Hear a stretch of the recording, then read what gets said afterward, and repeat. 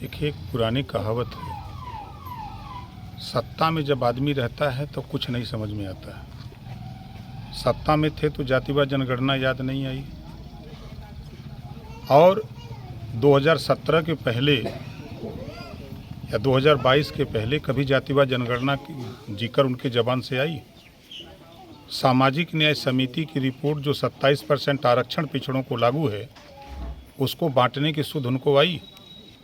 जिस पीडीए की बात करते हैं, उसी पीडीए में नाई, गोंड, पाल, प्रजापति, बिंद, किवट, मल्ला, राजभर, चौहान, आरक, अर्गवंशी, बंजारा, बहेलिया, जुल्हा, दुनिया, अंसारी, साईं, दर्जी, फकीर, शेख सैयद, पठान, ये तो पीडीए में आते हैं ना जी। सत्ता में तो क्या इस पीडीए के विषय में कभी सोचा? याद नहीं आता है। सत्ता से बाहर होने के बाद तब लोगों को पीडीए याद आता है, डीडीए याद आता है, सारी चीज़ें याद आती हैं, उसमें चश्मे बदल जाते हैं। तो उनके पीडीए अब फेल है। उसका उदाहरण 2022 के चुनाव में आप देखिए। वो जब से अध्यक्ष बने हैं, माननीय मुलायम सिंह जी ने कहा है ना कि देश में मैं पहला नेता हूं जो अपने बेटे को सीएम बनाया, वो हमारा नहीं हुआ, चाचा का मंत्री पद से हटा के चाचा का नहीं हुआ, तो वो देश में किसी का नहीं हो सकता है। तो पीडीए का क्या होगा? अच्छा, गठबंधन का दावा चल रहा है कि जो चुनाव 5 राज्यों में होने वाला है, वहाँ एनडीए गठबंधन की ज़बरदस्त हार हो सकती है, और 2024 के लोकसभा चुनाव में भाजपा के जो सहयोगी दल हैं वो साथ भी उनका छोड़ सकते हैं। तो ऐसे में क्या लगता है, आप जो इंडिया का जो कहनाम है, उससे आप कितना सहमत हैं? देखिए, उस कंपनी में जितने लोग भर्ती हैं वो ईडी सीबीआई से डरने वाली कंपनी है। सबके ज़बान पे एक ही बात सुनने को मिलेगा कि ईडी सीबीआई चुनाव के समय हमको तो खुशी है इस बात की है कि ये जो विपक्षी एकता है वो ये साबित कर रहे हैं कि जब हम लोगों की सरकार थी, ईडी सीबीआई कोई काम नहीं करती थी। एनडीए की सरकार में ईडी सीबीआई काम कर रही है। इससे विपक्षी भयभीत है कि काम न करे। हम लोग जो लूटमार एंड कंपनी के लोग हैं, हम लोग जो इस तरह की सरकार में रह कर के जो कारनामा किए हैं, उसी की न वो जांच करती है। तो उन लोगों की सरकार में तो वो जांच नहीं किया। कम से कम एनडीए की सरकार जो है दिल्ली में मोदी जी के नेतृत्व में और योगी जी के नेतृत्व में कम से कम जांच हो रही है, तो पिरात काहे के यहाँ? अच्छा विधायक जी, अभी आप देवरिया गए हुए थे लेटेस्ट में, फतेहपुर। और कहे तो वहाँ पे आप पीड़ितों के परिजन से भी मिले, लेकिन अब चर्चा है कि बुलडोजर की कार्रवाई की जाएगी, इस पर क्या कहेंगे? सबसे ज़्यादा चर्चा तो आप ही लोग करते हो बुलडोजर की। देखो, ऐसी कोई बात नहीं है।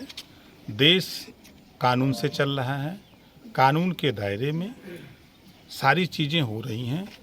मैं फिर दोहरा रहा हूँ कि दोनों पक्षों से मैं मिला हूँ, दोनों पक्षों को आश्वासन दिया हूँ कि किसी के साथ अन्याय नहीं होगा। जो न्याय होगा, जांच हो रही है। जो पूर्व में जिन लोगों ने दोषी काम नहीं किया, दोषी पाए गए, 15 पूर्व और वर्तमान एसडीएम, एसओ, एसएचओ, सीओ सब सस्पेंड हो गए। जिसको अभी परसों नरसों एक और सज्जन सस्पेंड हुए, 16 लोग हो गए।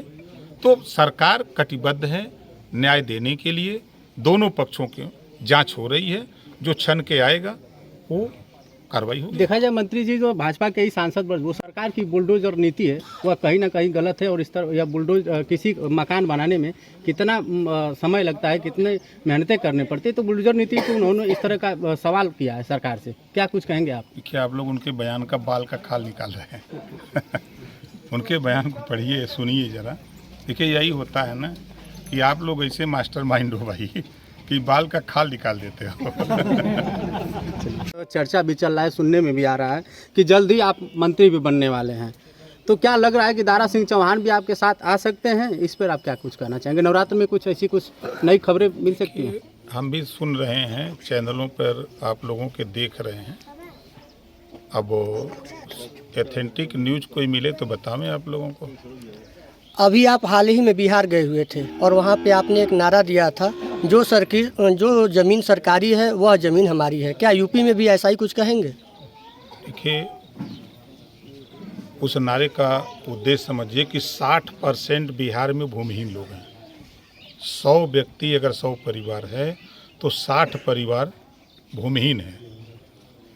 और 100% में 4% किसान हैं, शेष मजदूर किसान हैं, भूमिहीन किसान हैं। बसने के लिए ज़मीन नहीं है, सरकारी ज़मीनों पर बड़े बड़े जमींदारों का कब्जा है।